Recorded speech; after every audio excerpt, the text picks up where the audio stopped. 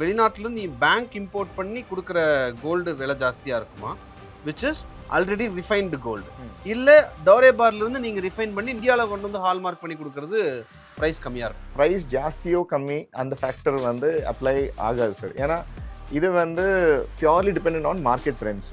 Sir இப்போ நீங்கள் பண்ணுறது வந்து கோல்டு பார்ஸ் தான் பண்ணுறீங்களா, இல்லை நகைக்கடையில் அந்த 1 பவுண்ட் காயின் 10 கிராம் காயின் அதையும் நீங்கள் வந்து ரெடி பண்ணி கொடுப்பீங்களா, இல்லை அதை உங்ககிட்ட கோல்டு பாராக வாங்கிட்டு போய் அந்த ஜுவல்லர்ஸே ரெடி பண்ணிப்பாங்களா? இப்போ நீங்கள் காயின் மின்டிங் வந்து 999, தட் இஸ் 24 கேரட் காயின்ஸ் வந்து only refiners are allowed to மின்ட்டுங்க. பியூரோ ஆஃப் இந்தியன் ஸ்டாண்டர்ட்ஸ்னு சொல்கிறாங்க, BIS. அவங்க ஏன் அதை பண்ண சொல்கிறாங்க? இந்த ஹால்மார்க்கிங் பண்ணும்போது நீங்கள் என்ன விஷயங்கள்லாம் செக் பண்ணுவீங்க? சார் 2 டைப் ஆஃப் ஹால்மார்க்கிங் இருக்குது. ஒன்று வந்து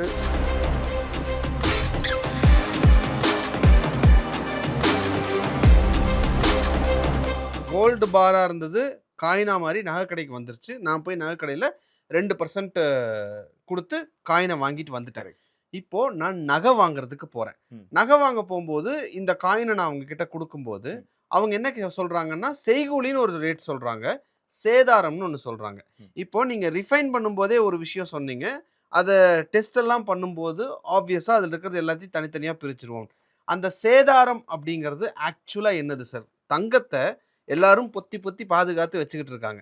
அப்போ நகைக்கடைக்காரங்க அந்த நகையை செய்யும் போது அதுல வேஸ்டேஜ் வருது அப்படின்னா அதை விட்டுருவாங்களா அப்படின்னு ஒரு கேள்வி இருக்கு. Sir actually wastage and value addition இன்னைக்கு டிஃப்ரெண்ட் டெர்மினாலஜிஸ் இருக்குது. பட் அது வந்து ப்ராக்டிக்கலி வந்து ஆசாரியோட லேபர் சார். ஸோ ஒரு ஆசாரி இப்போ நகைக்கடை ஆகட்டும், ஒரு ஜுவல்லரி இண்டஸ்ட்ரி ரிலேட்டடாக இருக்கட்டும், அந்த சோ கால்ட் வேல்யூ அடிஷன் தான் அந்தந்த செக்ஷன்ஸ் லைக் ஜுவல்லருக்கு மேனுஃபேக்சருக்கு இருக்கிற மார்ஜின் ஏரியா. மீன்ஸ் அதில் தான் சர்வைவல். இந்த ஹோல் இண்டஸ்ட்ரி சர்வைவ் ஆகிறது வந்து அவ்வளோதான். ஸோ ஃபார் எக்ஸாம்பிள் நான் உங்களுக்கு நீங்கள் ஆசாரி, நான் உங்ககிட்ட கொடுத்துட்டேன், நீங்கள் வந்து எனக்கு 1 கிராம் வேஸ்டேஜ் வாங்கிட்டீங்க. வேஸ்டேஜ்னு சொல்கிறது டெக்னிக்கலி வேஸ்ட் லாஸாக ஆகாது சார்.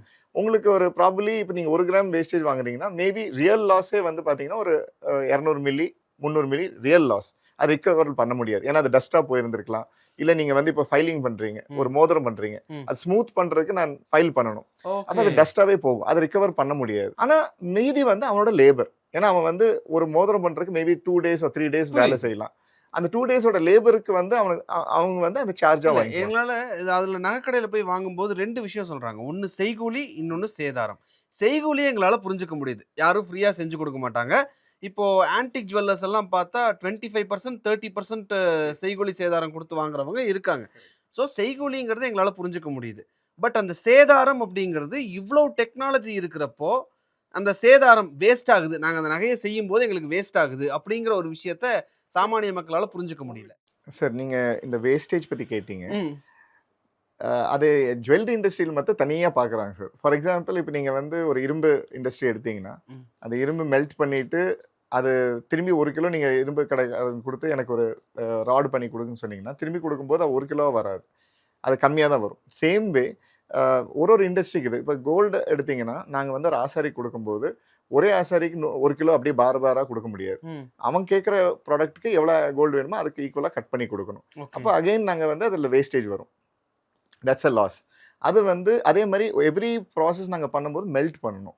மெல்ட் பண்ணால் தான் நாங்கள் வந்து ஆசாரிக்கு அவங்க குவான்டிட்டி அந்த மெல்ட் பண்ணும்போது there's a loss.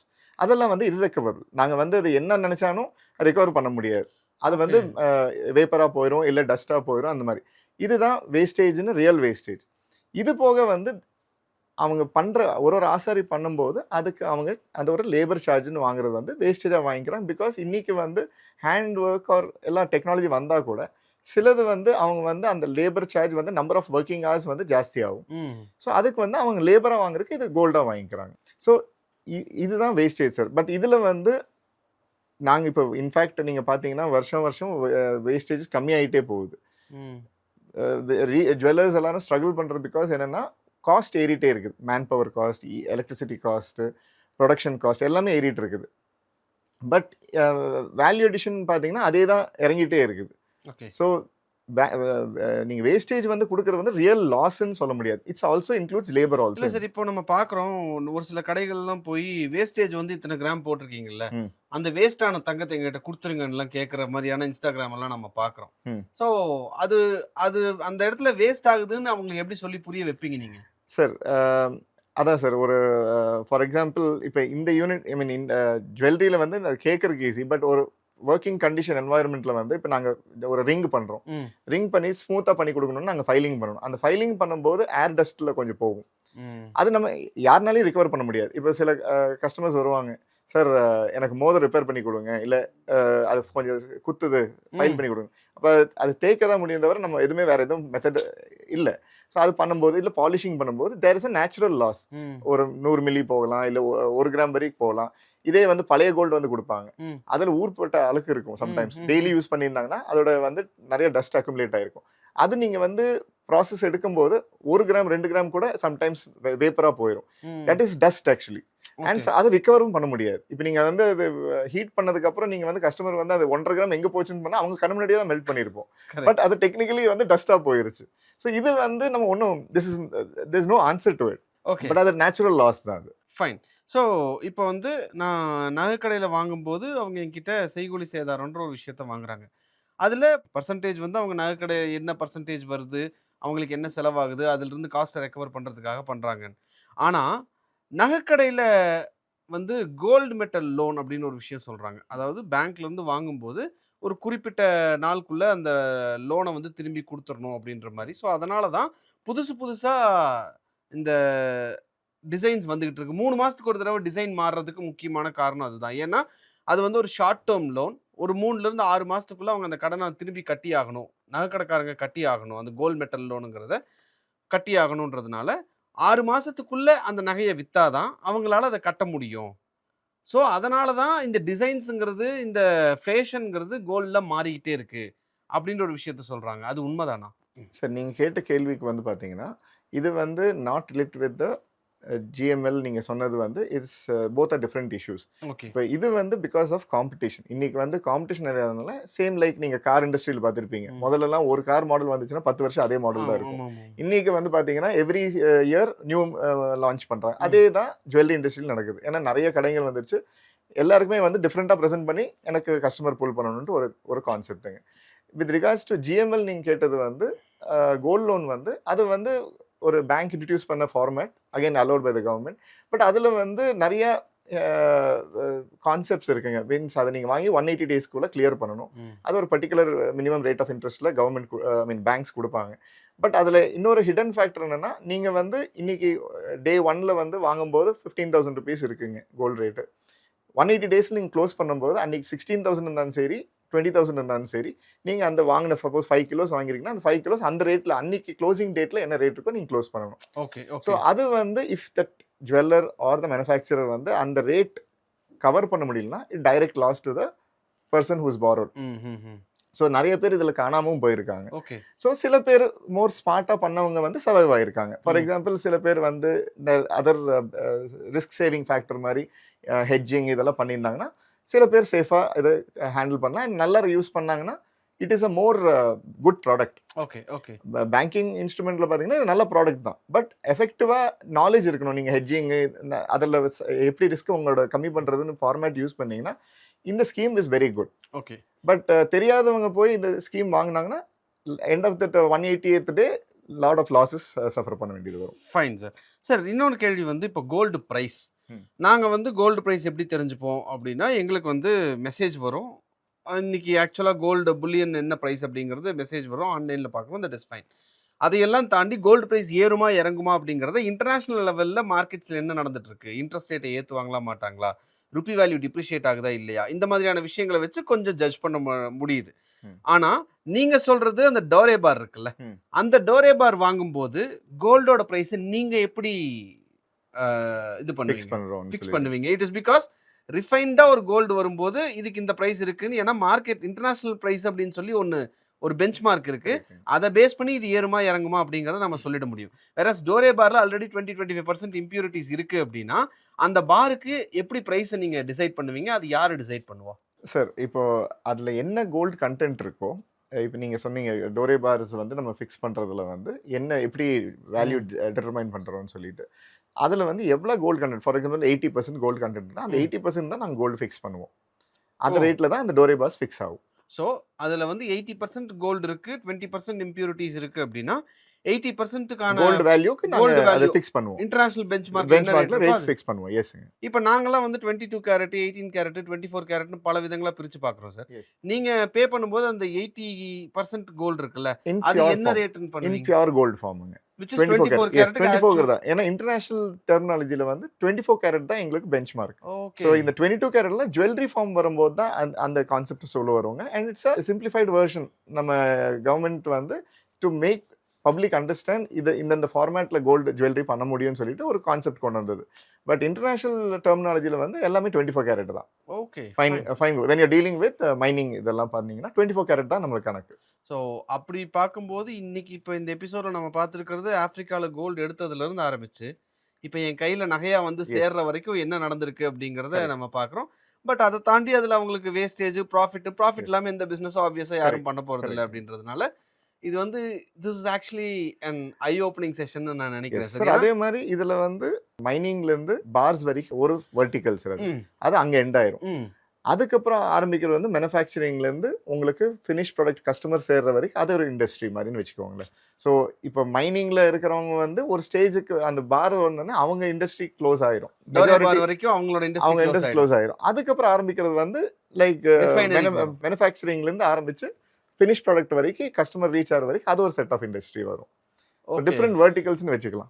Okay fine. So நாம சிம்பிளா ஒரு கோல்டு மோதிரம் வாங்க போறேன் அப்படின்னு நம்ம நினைச்சிட்டு போறோம்.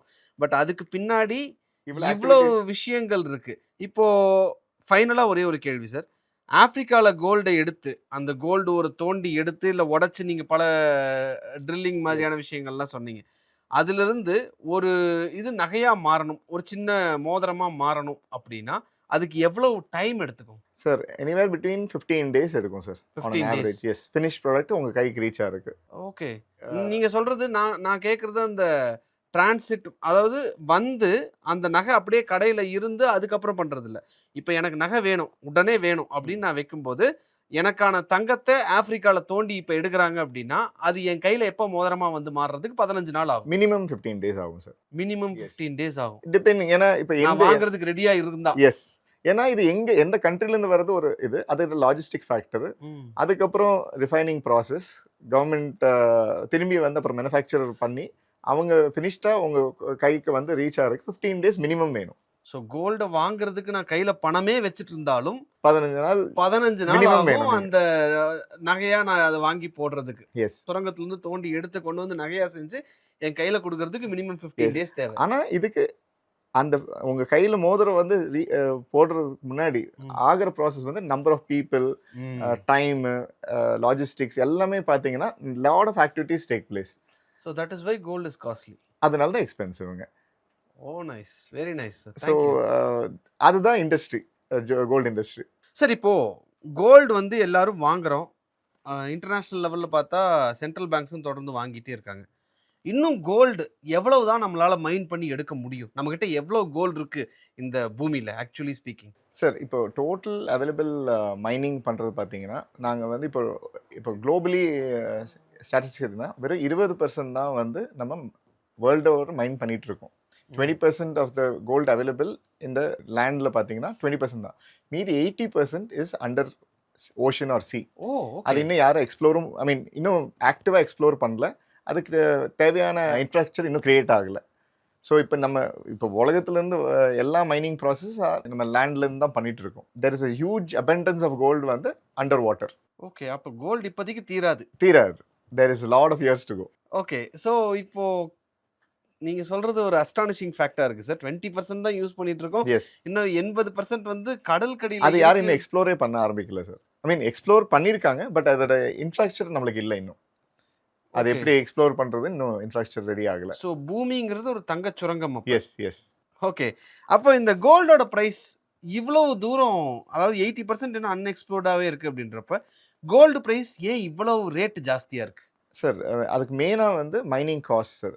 இப்போ பார்த்தீங்கன்னா நாங்கள் மைன் பண்ணணும்னா ஆல்மோஸ்ட் 1 ton ஆஃப் சாண்ட் நம்ம ப்ராசஸ் பண்ணாதான் ஆல்மோஸ்ட் வந்து 1 gram தங்கம் கிடைக்கும். 1000 கிலோ சாண்ட் ப்ராசஸ் பண்ணீங்கன்னா 1 gram கிடைக்கும். So for every 100 tons of sand நீங்கள் இது பண்ணணும். அப்போ தான் வந்து உங்களுக்கு 100 gram தங்கம் கிடைக்கும். ஸோ அதுதான் காஸ்ட். ஸோ அது வந்து அது எந்த விதத்துலையும் நீங்கள் கம்மி பண்ண முடியாது. இன்ஃபேக்ட் ஜாஸ்தி தான் ஆகும் தவிர கம்மி ஆகாது. அதை தாண்டி டிமாண்ட் சப்ளை கேப். அது டிமாண்ட் சப்ளை. இன்னொன்று வந்து one of the major factor global கரன்சியோட மேஜர் பேக்ரவுண்ட் பார்த்தீங்கன்னா கோல்டு தான். எந்த நாட்டுக்கானாலும் சண்டை எது வார் நடந்தாலும் அல்டிமேட்டாக கோல்டு தான் இமீடியட்டாக எஃபெக்ட் வரும். அதை விட்டால் oil. But gold is a major factor. ஏன்னா கரன்சிக்கு பேக்கிங் வந்து கோல்டு தான். ஸோ அதனால உங்களுக்கு கோல்டு கம்மியாகிறதோ ஜாஸ்தியாகிறதோ பியூர்லி ஆன் குளோபல் ட்ரெண்ட்ஸ் தான் உங்களுக்கு எஃபெக்ட் வரும். அண்ட் கம்மி ஆகாது. ஸோ கோல்டோட ஆக்சுவல் பேஸ் ப்ரைஸுங்கிறது என்னது சார்? சார் ப்ரைஸ் வந்து purely mining cost sir. So நம்ம மைனிங் என்ன மெத்தட் ஃபாலோ பண்ணுறோம், ரெண்டாவது வந்து அந்த மைன் வந்து எவ்வளோ ஈல்டு கொடுத்துறது பேஸ் பண்ணி வேரி ஆகும். ஸோ இப்போ ஃபார் எக்ஸாம்பிள் இப்போ 1 டன் ஆஃப் சாண்ட் இது ப்ராசஸ் பண்ணிங்கன்னா தான் 1 கிராம் தங்கம் கிடைக்கும். அதே மாதிரி நீங்கள் இப்போ பெரிய மைன் போனீங்கன்னா மேபி அந்த ஃபர்ஸ்ட் 2 மந்த்ஸ்க்கு வந்து 1 கிராம் கூட கிடைக்காது. அவ்வளோ சாண்ட் அவங்க ப்ராசஸ் பண்ணால் கூட மேபி 1 கிராம் அவங்க ரிகவரியே வந்து அதுலேருந்து இன்னும் டீப்பர் போக போக தான் அவங்களுக்கு ரிகவரி கிடைக்கும். அதே மாதிரி அந்த காஸ்ட் வேரி ஆகுதுன்னா சில இடத்துல வந்து கோல்டு சீக்கிரம் வந்துடும். மேல் லேயர்லேயே உங்களுக்கு மேபி 2 கிராம் கிடைக்கலாம், 3 கிராம் கிடைக்கலாம். இதே வந்து சில மைன்ஸில் வந்து பார்த்தீங்கன்னா உங்களுக்கு ஆல்மோஸ்ட் வந்து ஒரு 30 feet டீப் போனதுக்கு அப்புறம் தான் கோல்டே ரிகவரி ஸ்டார்ட் ஆகும். ஸோ அப்போ காஸ்ட் வேரி ஆகும் இல்லைங்களா? These are the factors. சரி, இப்போ நீங்க சொன்னீங்க ஒவ்வொரு மைனிங்கை பொறுத்து அது மாறுது அப்படின்னு. அண்டர்ஸ்டுட். ஆனா கோல்டுக்குன்னு ஒரு பேஸ் காஸ்ட் இருக்கும்ல. இப்போ மைனிங்ல இருந்து அந்த கோல்டு எடுக்கிறாங்க, டோரே பாரா வருது, நீங்க வந்து ரிஃபைன் பண்றீங்க, அதுக்கப்புறம் ரிஃபைன் பண்ணி ஒரு கோல்டு பாரா வருது. இதோட அந்த கோல்டுக்கான ப்ராசஸ் பேஸ் அந்த கோல்டோட ப்ரைஸை ஃபிக்ஸ் பண்றதுக்கானது முடியுது. ஆனா அதை தாண்டி இன்டர்நேஷ்னல் மார்க்கெட் இருக்கு, அங்க டிமாண்ட் சப்ளை கேப் இருக்கு, ருப்பி வேல்யூ டிப்ரிஷியேட் ஆகிறது இருக்கு, யூஎஸ்ல இன்ட்ரெஸ்ட் ரேட் ஃபிக்ஸ் பண்றது இருக்குன்னு பல விஷயங்கள் இருக்கு. இதை எல்லாத்தையும் கழிச்சிட்டோம் அப்படின்னா ஆக்சுவலா கோல்டோட பேஸ் ப்ரைஸ் அப்படிங்கிறது என்னவா இருக்கும்? இன்னைக்கு வந்து ஒரு $4,400 ஒரு அவுன்ஸ் இருக்கு அப்படின்னா இன்னைக்கு ஒரு அவுன்ஸோட பிரைஸ் அப்ராக்சிமேட்டா நான் ஒரு $2,500 இருக்குன்னு எடுத்துக்கலாமா சார்? அப்படியும் எடுக்கலாம், இல்லை ப்ராசஸ்லையும் பேஸ் பண்ணலாம். ஃபார் எக்ஸாம்பிள் நான் வந்து அலுவியல் மைனிங் எடுக்கிறேன் சார். நான் ஒரு ரிவர் பெட்லேருந்து எடுக்கிறேன்னு வச்சுக்கோங்க. நான் 1 மணி நேரம் அங்கே ஸ்பெண்ட் பண்ணோடனே எனக்கு 2 கிராம் கிடைச்சிருச்சு. அலுவியல் மைனிங்னா நான் இந்த இன்ஸ்டாகிராம்ல பார்த்தேன். அந்த ரிவர் பெட்லேருந்து இல்லை தண்ணி ஓட்ட இதுலேருந்து நான் ஒரு அந்த சல்லடை போட்டு எடுக்கிறதுல வந்து உங்களுக்கு 1 கிராம் இமீடியட்டாக கிடைச்சிருச்சு. அப்போ உங்களுக்கு என்ன காஸ்ட்? அது வந்து ஒன்றுமே இல்லை. ஐ கேன் $2,000 சொல்லலாம், இல்லை $1,000 சொல்லலாம். பட் இதே வந்து ஒரு பெரிய மைனிங் கம்பெனி வந்து மைன் பண்ணுறாங்கன்னா அவன் ஆல்மோஸ்ட் ஒரு 7,000 பேர் வேலை செய்கிறாங்கன்னு வைங்க அந்த மைனில். அவனுக்கு அந்த 1 கிராம் வந்து மேபி 100 அடி கீழே போனதுக்கு அப்புறம் தான் அந்த 1 கிராம் 100 கிராம் ரிகவர் ஆயிடுச்சுன்னா அந்த காஸ்ட் ஏறும் இல்லைங்களா? So base price varies based on எங்கிருந்து வருது, எந்த மைண்ட்லேருந்து வருது, ரெண்டாவது வந்து இது. பட் அது வந்து ஃபேக்டராக வச்சிங்கன்னா மேபி 5 நாள் கழிச்சு உங்களுக்கு கோல்டே ரிகவர் ஆகாமல் இருக்கலாம். அப்போ அந்த காஸ்ட் நீங்கள் எப்படி ஃபேக்டர்? எனக்கு இப்போ தெரிஞ்சுக்க வேண்டியது இன்னைக்கு எல்லாத்தையும் எடுத்து வச்சோம் அப்படின்னா இந்த demand supply gap, international market rate, அது எல்லாத்தையும் தள்ளி வச்சிட்டோம்னா கோல்டுக்கான ப்ரைஸ் என்னவா இருக்கும் அப்படிங்கிறது தான். எனிவேர் பிட்வீன் 2,000 to 3,000 வரைக்கும் வச்சுக்கலாம். ஒரு அவுன்ஸ் $3,000 வரைக்கும் இருக்கிறதுக்கு வாய்ப்பு இருக்கு. which is நம்ம டிமாண்ட் சப்ளை இந்த மாதிரியான விஷயங்களுக்கு எக்ஸ்ட்ரா அதர் ஃபேக்டர்ஸ் எல்லாமே நீங்க ஜீரோ பண்ணிட்டீங்கன்னா மேபி நீங்க அந்த ரேஞ்ச் வெச்சுக்கலாம். Fine sir. ஸோ கோல்ட் இண்டஸ்ட்ரிக்கு உள்ள இருக்கக்கூடிய நூக் அண்ட் கார்னர்ல இருக்கக்கூடிய எல்லா விஷயத்தையும் ரொம்ப கிளியரா எக்ஸ்பிளைன் பண்ணீங்க. Thank you so much sir. Thanks. Nice to have you in my interview. Thanks a lot. Thank you. எல்லாருக்கும் வணக்கம். குழந்தைங்களுக்காக ஃபைனான்ஷியல் லிட்ரஸி மணி ஃபார் நத்திங்னு 2வது பார்ட். அண்ட் இதுல வந்து செக் எழுதுறது எப்படி, டெபாசிட் எழுதுறது எப்படி, பணம் எப்படி வந்தது, பார்ட்டர்லேருந்து டிமானிட்டைசேஷன் வரைக்கும் எல்லாத்தையும் கவர் பண்ணியிருக்கோம். உங்க குழந்தைங்க அப் டு ஏஜ் 10, 12க்கு ரொம்ப யூஸ்ஃபுல்லா இருக்கும். இந்த புக் இப்போதைக்கு ஒரு ஸ்பெஷல் பிரைஸ்ல $450 கொடுக்குறோம். இதை யூஸ் பண்ணிக்கங்க. நன்றி, வணக்கம். moneypage.com வெப்சைட்டை சப்ஸ்கிரைப் பண்ணுங்க. ஒரு வாரத்துக்கு 4 ப்ரீமியம் ஆர்டிக்கலும் ஃப்ரீ ஆர்டிகல்ஸ் ஒரு 10லேருந்து 15 நாங்கள் போடுறோம். இது சப்ஸ்கிரிப்ஷன் ஒரு மாதத்துக்கு $99 தான். இங்கே சொல்கிற கான்செப்ட்ஸை கிரேட்டாக எக்ஸ்பேண்ட் பண்ணி போடுறோம். நீங்கள் படிச்சிங்கன்னா உங்களுக்கு யூஸ்ஃபுல்லாக இருக்கும். நன்றி, வணக்கம்.